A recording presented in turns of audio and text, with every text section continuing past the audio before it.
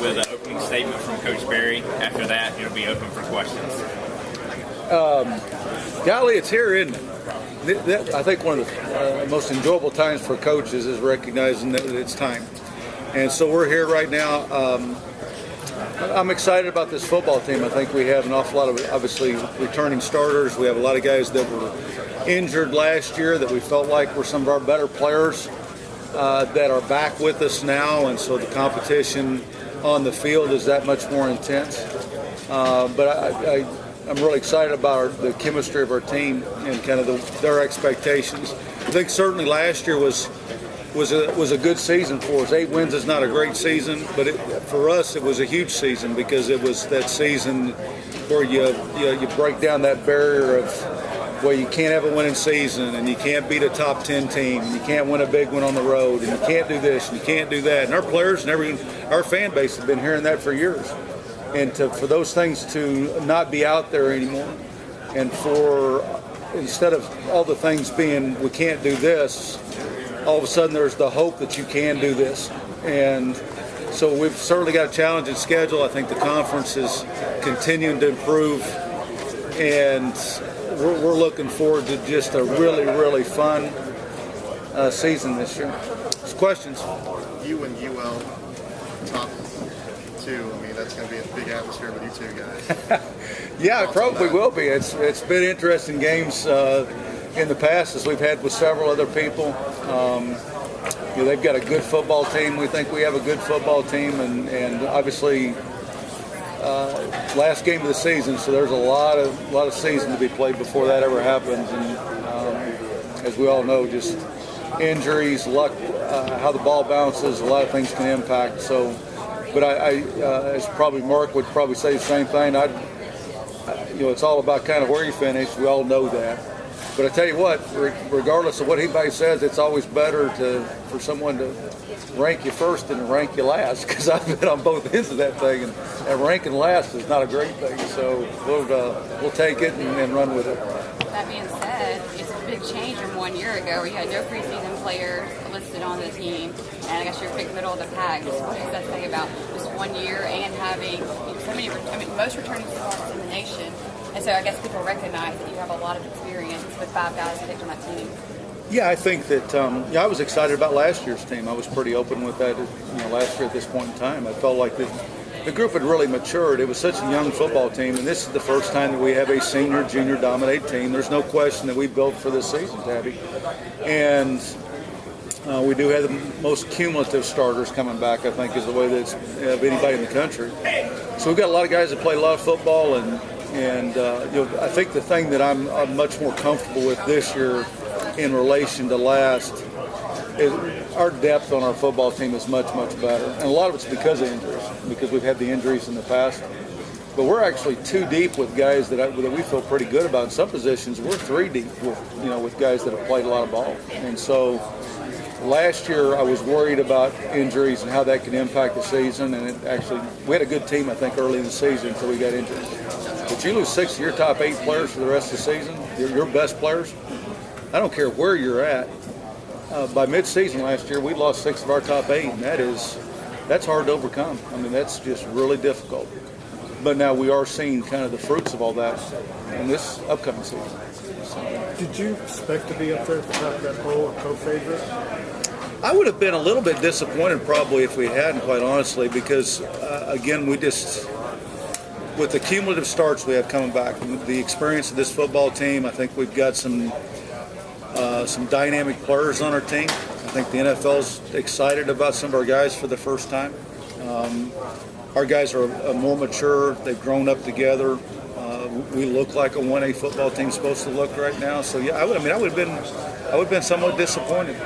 But again, I was disappointed last year too. In kind of where we got picked. But the reality of it was that it's all about kind of what your expectations are. And I think this team has done a pretty good job of being able to, any kind of distractions, whether they be positive or negative, they've been able to turn those things off. And I'll go back to after the Arkansas win last year, there were a lot of peripheral opponents out there between media and fan base and all the distractions. And we came back, against Auburn and played pretty well, and then turned around after a really, really difficult loss and played pretty well against Baylor.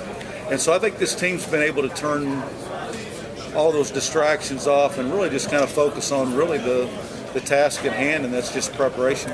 You called the two with Lafayette the last 2 years interesting.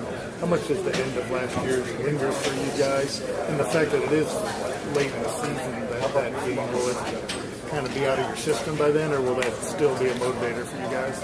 Oh, I don't know. I think that because we have a more mature team, it'll probably stay with us a little bit longer, because this group was, again, they played together for a long time. I mean, you start looking at Colton Browning, Tavares May, and Jairus Edwards, and Cameron Blakes, and Jerron Ham, and Josh Allen. I mean, all these guys have been basically going to their fourth year starting.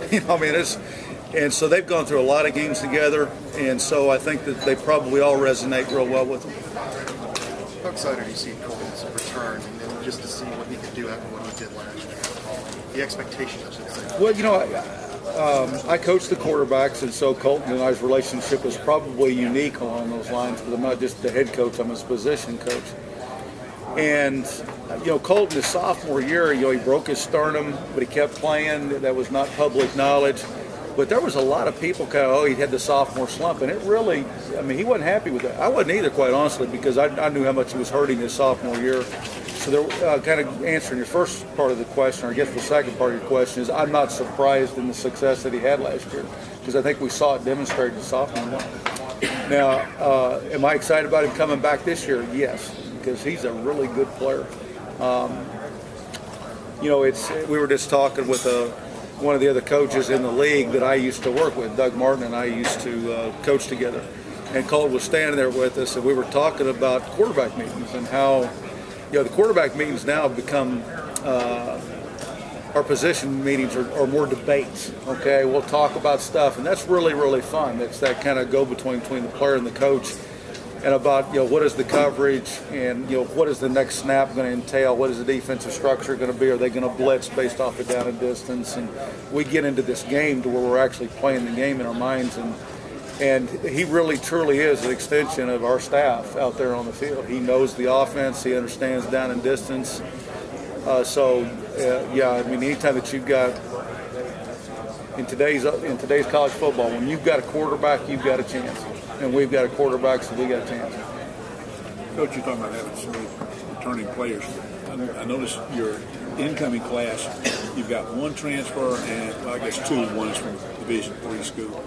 What does that say? That a lot of schools in this league are lean heavily on JUCOs, transfers.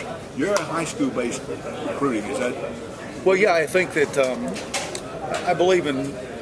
I was hired to basically establish a program and not to win at all costs, and I think we did that. We went out and we recruited high school players early on. We took our lumps, we grew them up together, and now from this point on, for the foreseeable future,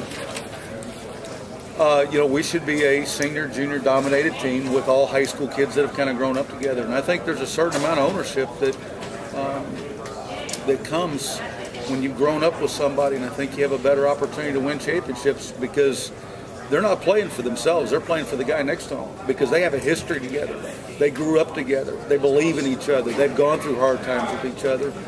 And when it gets tough, I really believe that ownership carries you through.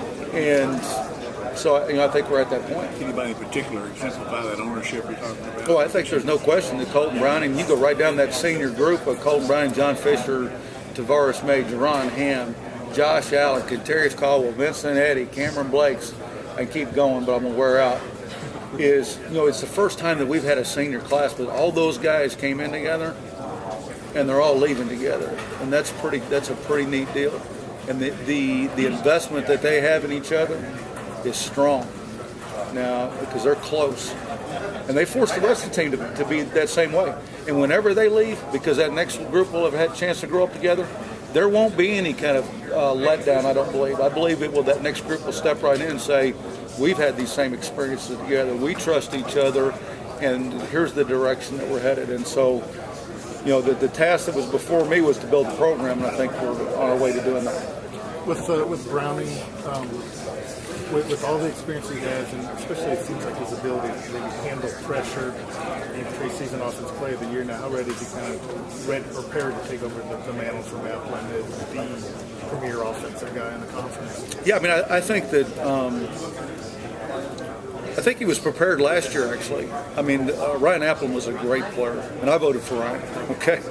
But I think Colt kind of proved last year that, it was probably, I don't know exactly how it all came out, but I imagine it was probably a close call last year between he and Applin about who was the offensive player of the year. I think that was somewhat probably demonstrated by kind of the player of the year, the offensive player of the year, how those two things could have been different. Yeah, we did. Yeah. That probably was a little bit of a, I'm assuming, maybe not, but in everybody's mind, on everybody's ballot was, okay, how could you do this? Well, both of them are deserving, so we'll give one guy this and one guy that. But I think he knows kind of where he's at. He's not out there to prove he's the best player. He's out there to prove he's the best player on our football team and help our team win. Anything else that's out there, Colton, I think, will be the first one to tell you he really doesn't care about it. He's doesn't like the limelight. He's not driven by those things. But he is a tremendously competitive kid. He's driven by winning. Is being able to handle pressure one of the best? Well, I don't think there's any question. Now, a lot of that's kind of come because he's had a chance to grow up in it. He had to start before he should have started whenever he was a redshirt freshman. And there's pressures along those lines. There was even infinitely more pressure, I think, on him, which was probably not fair to him, but it was right for our football team because Trey Revel, who was on the Maxwell Award watch list and all that type of thing, Trey Revel was the senior quarterback that basically Colton beat out going into Trey's senior year. And so there was even more pressure there because you had Trey Revel sitting on the sidelines. So he's handled all this stuff really well. I wouldn't trade him for anybody. When it comes down to crunch time, I'll take my guy over anybody else in the country because he just keeps demonstrating it over and over again. So, and our team believes that. If he wants the ball, everybody knows he wants the ball, and if it's overtime, which we've had enough experience at, if it's overtime, Colton's going to have the ball. Coach, do you